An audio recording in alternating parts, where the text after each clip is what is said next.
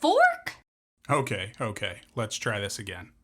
Welcome to Forking Off, the podcast for people who said no to just following orders, where we explore the very personal decisions behind leaving federal service, whether by choice or by force. Every departure has a story, and we're here to share them. Hi, and welcome to this episode of Forking Off.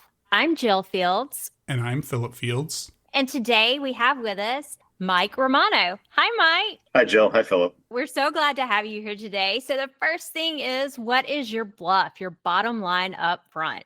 My name is Mike Romano. I was a prosecutor at the Justice Department for almost 18 years before I left the federal government. I worked in a bunch of different offices, but right before I left, I had been part of the team prosecuting the January 6th rioters and was one of the managers of that team for about 2.5 years. I resigned from the federal government about 2 months after the inauguration in 2025. Wow, 18 years is a long time. It is a long time. It's worth to be that long. I joined the federal government right after law school. So I went straight through from college to law school, and I came in through the DOJ honors program, which is how the DOJ hires entry-level attorneys into its different offices. So I started when I was fresh out of law school. I think I was the youngest person in my office for several years in a row before they hired someone who was younger than me. That is awesome. We definitely want to talk a little bit about the January 6th cases that you managed, but tell us a little bit more about what led you to public service. What made you think, hey, maybe this is what I want to do? When I was in law school, I thought I really wanted to be a trial lawyer. I was really fascinated by trials and by advocacy. That was always a passion of mine. When I was on summer break between the first and the second year, I got an internship at the U.S. Attorney's Office in St. Louis, and I loved it. I thought it was amazing. Over the summer, I got to see a lot of really important cases. There was an ongoing prosecution of somebody for murder. There were other significant cases happening. The attorneys in the office were great to work with. I was really impressed by what they did, the sense of mission they had, how much work they were willing to give us, and how much responsibility somebody could take on early in their career working at DOJ. And I just really loved the people and loved the mission and decided that's what I wanted to do. So I was tremendously fortunate to be able to get a job like I did right out of school. I did not take that for granted by any stretch. I mean, there are very few entry-level DOJ positions. And once I got there, I felt like I kind of can't believe that I'm being offered a chance to do all these things so early in my career. It's very selective. You worked in a couple of different areas in DOJ. What all did you work before you got to working the January 6th cases? From 2007, when I started, until 2014, I worked at the tax division. And I think part of the reason I was able to get a job when I did was I had heard from some of the AUSAs where I interned that the tax division was sort of this hidden gem at the Justice Department where they had gotten great experience, they had gotten to try cases. And I figured, a lot of the people who are interested in the same things I'm interested in are going to apply to some other place, but they'll overlook tax because it, sounds boring. So I applied and I prosecuted tax fraud for those 7 years. And I always used to say, the only thing I really need to know about taxes is that you have to pay them, right? Tax fraud cases can be complicated, but the idea that people are hiding their income or hiding their assets is pretty simple and straightforward at the end of the day. I ended up flying all across the country and prosecuting promoters of tax fraud, mostly sovereign citizens, advancing some type of scheme to conceal income or assets from the U.S. government. And I had trials in Washington State and Utah and Minnesota and cases out of California and Arizona. So I was really traveling a lot. In 2014, I decided I didn't really want to travel as much as I was anymore. And I got a job at the U.S. Attorney's Office in D.C. DC's U.S. Attorney's Office is a little bit different than most U.S. Attorney's offices in that it prosecutes city crime like a DA's office as well as federal crime. Most of the work that I did there was prosecuting violent crime in Washington, D.C., pretty much anything south of murder I handled. Then in 2019, I left that office for a job in public integrity, which is a unit in the criminal division focused on prosecuting public corruption cases. I joined public integrity very shortly before COVID, so I didn't have the typical experience working there. But from there, in early 2021, I went on loan back to the DC U.S. Attorney's Office to be part of the January 6th team. And I was there on loan for about 4 years. That's an interesting path there to go from tax law to going to basically violent crimes. Mm-hmm. But the tie-in with the sovereign citizens, it's all starting to make sense. Yes. You had some experience with that. You went on loan to the DC U.S. Attorney's Office for the January 6th cases. Tell us about that. It was fascinating. I felt it was really meaningful. I got to work with people from all over the country who were on loan from different offices. The whole team was staffed by a lot of people who were in from elsewhere, a lot of very experienced AUSAs, experienced prosecutors who came together from all over the country to contribute to this mission. So that was amazing. The people that I met, the people that I worked with were fantastic. You really don't see such a concentration of experience on a team nearly that often. I thought the leadership was great. Some of the leaders like Michelle Zamarin and Greg Rosen, who ran the unit, were people who I had worked with in the past at the U.S. Attorney's Office, and they did a phenomenal job of setting this unit up. We were really dealing with a situation where we had to create something from scratch that had the capacity to handle hundreds of cases at the same time. It may not be obvious how complex it was because you think of January 6th and you think about, oh, the Capitol was stormed, but there were really crimes committed all over the Capitol at every different entrance, at every different door that could have been broken open. There were assaults that happened on the grounds in lots of different locations, and any one person's path through the Capitol grounds and building, any one person's criminal conduct doesn't necessarily overlap with other people. So we really had to build the infrastructure to digest the information that we received, to process that, to try to find people in different places and to understand a wide variety of criminal events that took place all over the building and grounds. There were so many people that entered the Capitol grounds and entered the Capitol that day. I know on the FBI side, we were processing a lot of the evidence. I know, Philip, you had worked on some of that. Like, I remember watching it happen, and I was over at the CIA that day down in the basement, and we're just watching on TV. And, obviously it's not something they're going to deal with, but just thinking like this is going to be one of those watershed moments for the growth of our investigations into this type of terrorism. And then kind of just sitting and waiting for a while afterwards. And I had a little bit of fear as far as like, oh, wait, are we gonna rise to the moment? Are we going to do this? But then when you guys started actually, like, the first prosecution came and then more, I was like, oh, I had this sense of relief. And yeah, it helped out some, not anywhere near the scale of what you guys were doing. That was amazing. Yeah, thank you. I had that same fear when we got started. I remember being at home, turning on the news, seeing this enormous swarm of people just overwhelm the building, watching crimes committed brazenly in broad daylight, in many cases videotaped not only by the surveillance footage, but also by people themselves because they were proud of what they were doing.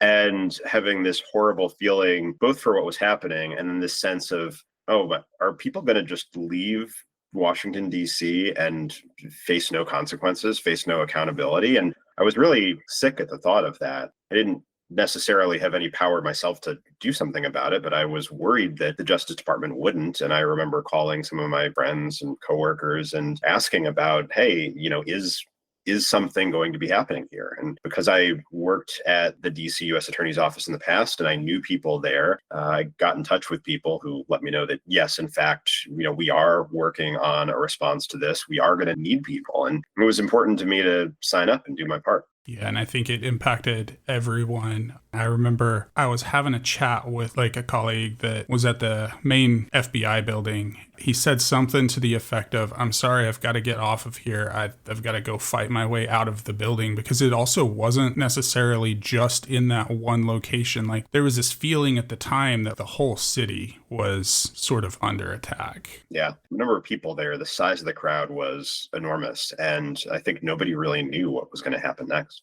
Yeah, it's Sometimes it's hard to know where to go from talking about January 6th. I think we had talked about this before when we first talked with you, Mike, about, it's domestic terrorism. It's happening here. There's a misunderstanding with the public of what domestic terrorism is and what those actions lead to.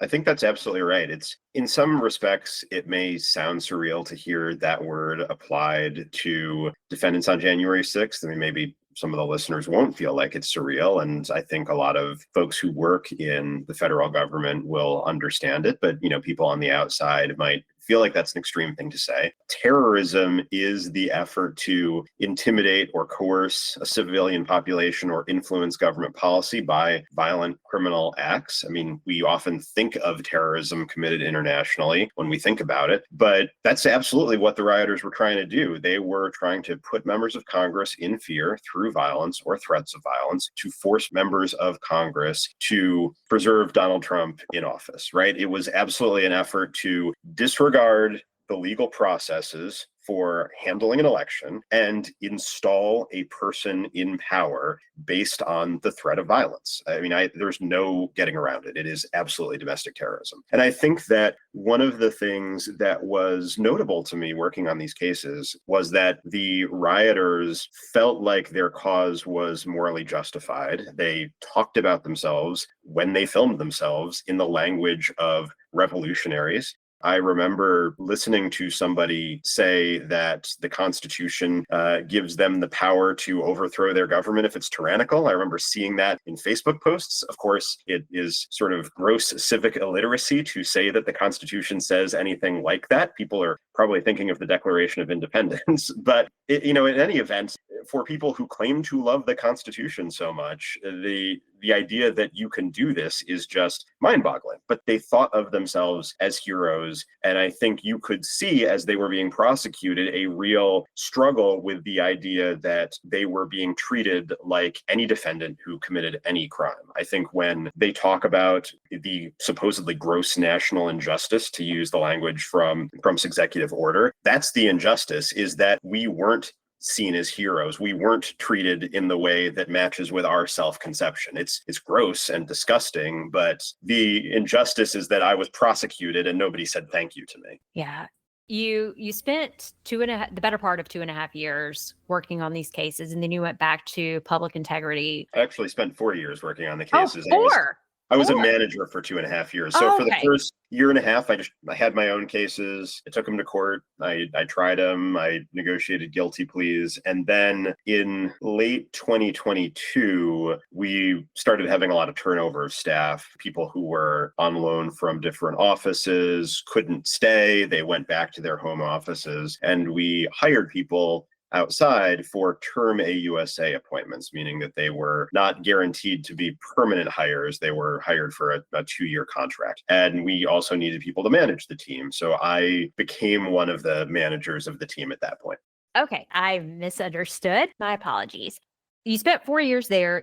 We get to this new second Trump administration, and January 20th, the inauguration. How was it at big DOJ, after the inauguration?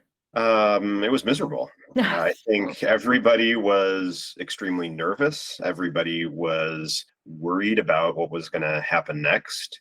We knew from Inauguration Day, which in DC is a holiday, so we weren't at the office. We knew that there was this executive order that pardoned all the rioters, which was not really what Trump's transition team had been talking about before that. I think that what we felt might happen was that the misdemeanor defendants would be pardoned, which I still would have strongly disagreed with. But I think, even worse is pardoning people who committed violent crimes. So we knew that happened. We knew that the pardons were just based on lies about our work and how people were treated. Right. The executive order came out and said that this was somehow a grave national injustice and that the pardons would begin a process of reconciliation. And when we think about reconciliation, we don't think about sweeping a problem under a rug and ignoring it. It's not usually what that means. Then we also got notice that evening that our unit was being disbanded and that the details, like the one that I was on, which was the loan from Public Integrity, were being terminated effective immediately and people were being sent back to their home offices. So Public Integrity didn't know about this. I called my boss the next day to let him know that this had happened, and he wasn't made aware of it by the new political leadership. They weren't expecting me back. I think they thought I would remain on loan through the life of however much longer it took to prosecute the remaining cases. I stayed for a little bit of time at the DC U.S. Attorney's Office, thinking that maybe being there would help people navigate the transition. So I was there to see people start getting fired. I was there to see Ed Martin, who is just really terrible in a lot of different respects, get installed as the U.S. Attorney temporarily. Then after a little bit of time there, I went back to Public Integrity. And for anybody who is listening and thinking, hey, wasn't Public Integrity the place where the Eric Adams stuff happened? Yes, it was. I got back right in time for that, right in time to see all of my managers resign, which was wild. Wow. Yeah, that just is. Jumped out of the pan and into the fire. Yeah. No joke. Wow. So your managers are gone. Right. We had a chief, one deputy chief, or one principal deputy, and then several other deputy chiefs that were, basically like managers of small teams. And I think the chief had been forced out when he was one of the people who the administration reassigned to that sanctuary cities task force that I understood to be basically like a rubber room for attorneys that the administration wanted to get rid of. Then Emil Bovey, who is now a judge, had that conversation with the folks in New York about dismissing the Eric Adams case, which prompted the resignations there. Then he called the principal deputy chief, told him that he wanted Public Integrity to dismiss the Eric Adams case. I'm not sure why he contacted us, because I don't think we were involved in prosecuting it. From what I understand, we have a function in public corruption cases to consult, but we weren't like actively helping the folks in New York, as far as I know. So I suspect that this was something that the administration wanted as cover, right? That they wanted a bunch of career prosecutors to sign off on this so it doesn't just look like a raw political action. My principal deputy chief said no, and he resigned in lieu of doing that. This was widely covered by the media. Then there were 4 deputy chiefs under him. One of them was on parental leave at the time, so she was spared. But the others basically also resigned in lieu of getting fired. And then, eventually there was somebody in our office who did sign and submit the motion to dismiss the case against Eric Adams, which I think maybe spared all of us getting fired when they were just going down the line and putting everybody's heads on the chopping block. But that is how it shook out.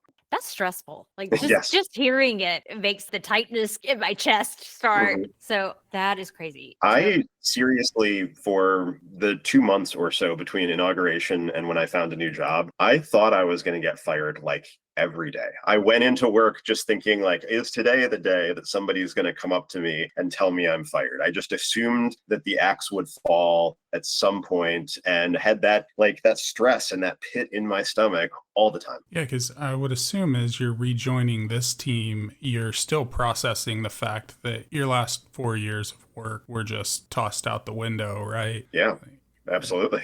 And now they're in administration's also talking about how they're probably going to come after you and anybody else who took part in that. Right. And they had fired some of my coworkers. They hadn't gotten to firing career prosecutors who had been there for longer. That came later. I think some of my colleagues who were like on my level were fired in May or June. And I didn't really know why then rather than earlier, but it did end up happening. Yeah. No, we saw some people that we had worked with also were removed because of arbitrary reasons, really. Honestly, there's not actual justification. Yeah. The justification is because I said so, basically.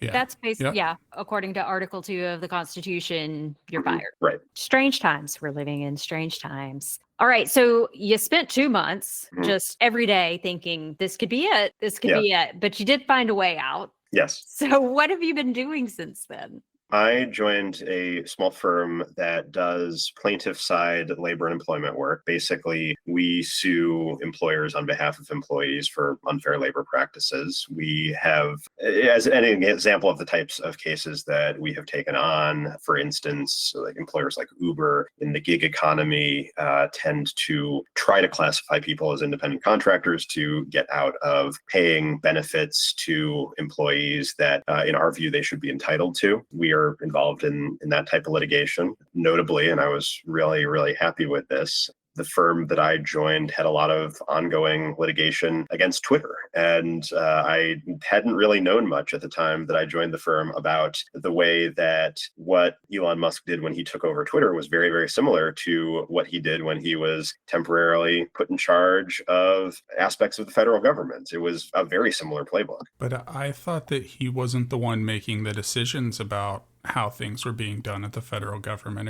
Are you telling me there was similarity there? Yes, there definitely was. Who knows how much it was Elon Musk versus one of his lieutenants. There was a lot of similarity between how things went down at Twitter and how things went down federally. Down to the language of the fork in the road email. It was basically a carbon copy of an email that was sent out at Twitter to Twitter employees. There, people were given less than 48 hours to either click yes and opt into Elon's extremely hardcore vision for Twitter, or they were told that they were resigning if they didn't click yes. And this ended up becoming, the subject of lawsuits too, that, one does not resign by not taking action, right? It's, again, Elon trying to characterize things in a way that allows him not to deal with the consequences of firing people, such as paying them severance. At least we got the pay from our fork in the road. At least we're not. Good. I mean, we do wish the best to the Twitter employees that have not, and we hope they will get their payout. I can't comment too much on things that are pending in ongoing disputes, but there's certainly coverage about it out there if anybody's curious to Google. Yeah, we'll find some of those publicly available links and include them for people.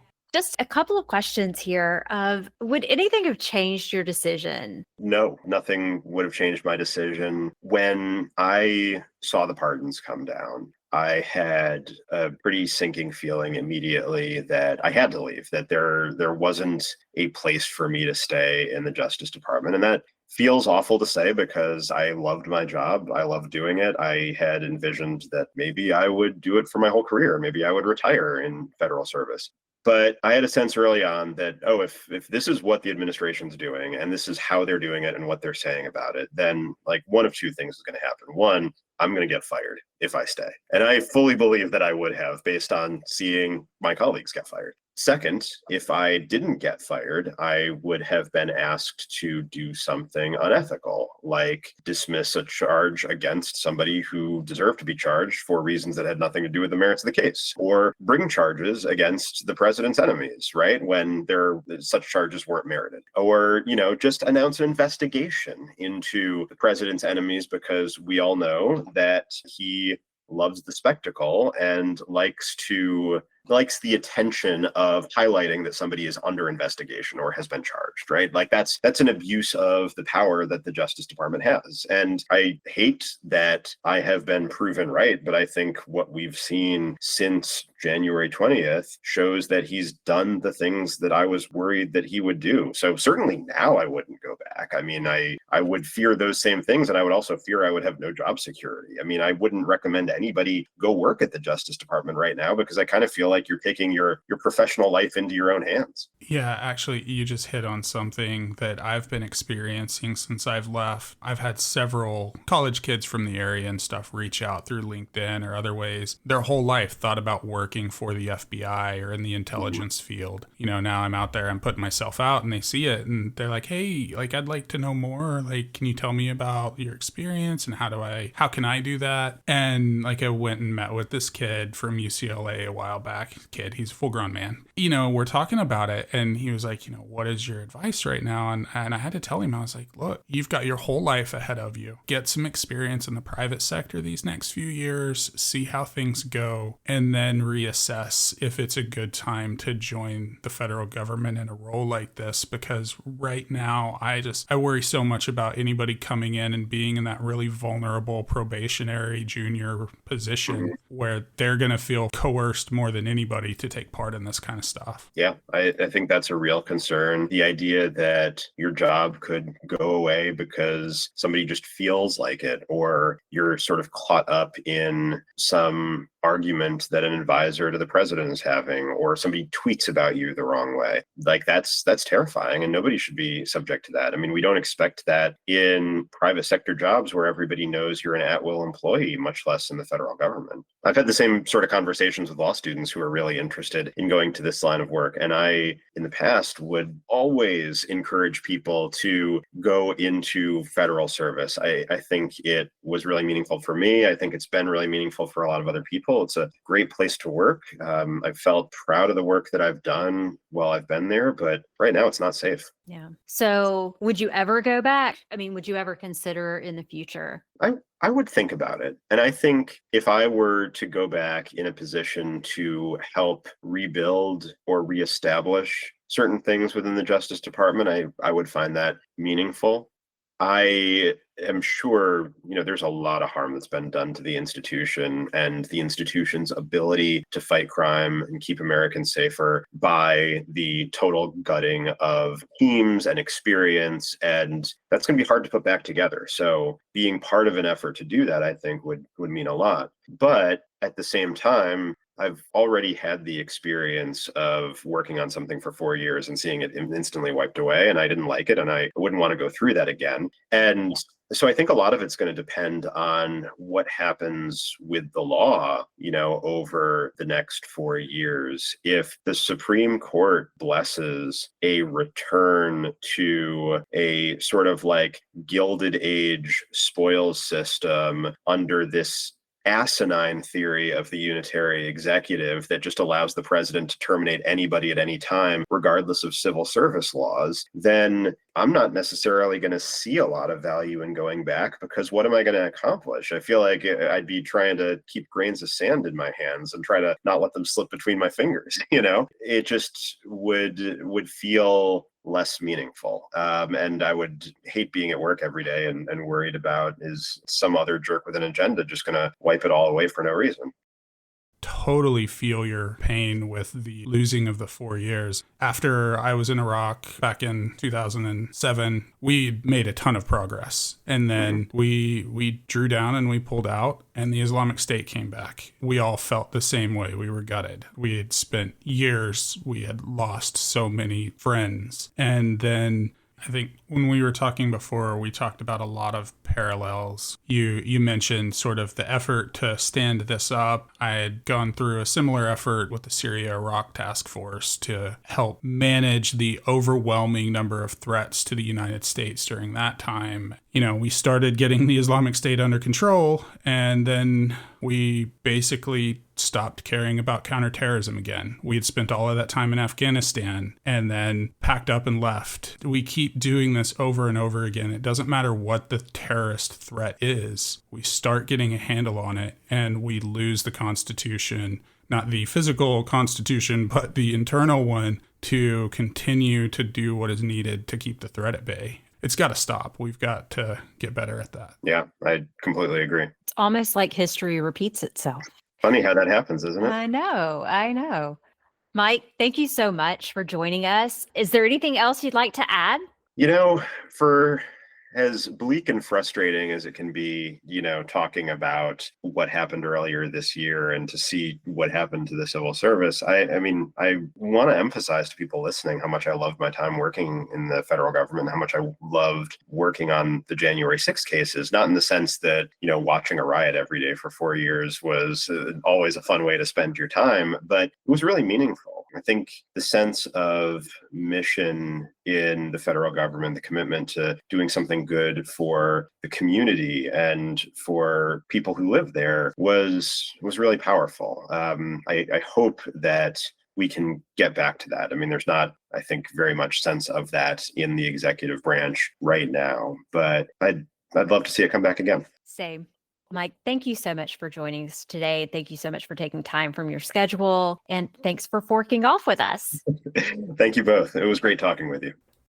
Thanks for tuning in to this episode of Forking Off. To our listeners still in government, remember, your integrity is worth more than your TSP. Leaving doesn't mean giving up on public service. It just means finding new ways to serve. Until next time, Keep your ethics, keep your dignity. and we'll keep telling these stories. If you're a former Fed with a story to tell, or you're wrestling with your own ethical crossroads, reach out to us at info@forkingoff.com. Today's episode was created, produced, and edited by Jill and Philip Fields. Special thanks to our guest, Mike Romano. You can find more information about this episode at forkingoff.com. Follow us on Instagram, TikTok, Blue Sky, Mastodon, LinkedIn, or wherever you get your podcasts.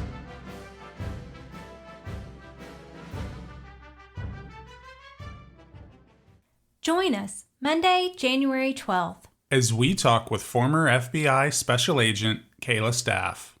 As I've been asked, like, when did you know this was different? And it was day one, January 20th, and there's sweeping pardons for January 6th defendants. There was a complete role reversal where it was, we will acquit the guilty and condemn the innocent. That is not justice. I remember having those conversations with people in the office of, so where's our line? Where's the Bureau's line? No one could tell me where that line was going to be. And I remember when someone came back and said there had been several arrests of undocumented immigrants. The question raised, did they have any criminal records? And they were like, not to my knowledge. And there's just the audible gasp in the room because we're all like, what are we doing? Like, it is a huge responsibility to steward the FBI and its resources. And so if you're leading the FBI in such a way to essentially relinquish the power that we have to undermine justice, I can't be part of that. We do not serve at the pleasure of the White House. We serve the American people. And I have this statement at my desk that says, seek justice, love mercy, and walk humbly with your God. And so I'm like, I will honor myself. I need to be able to look myself in the mirror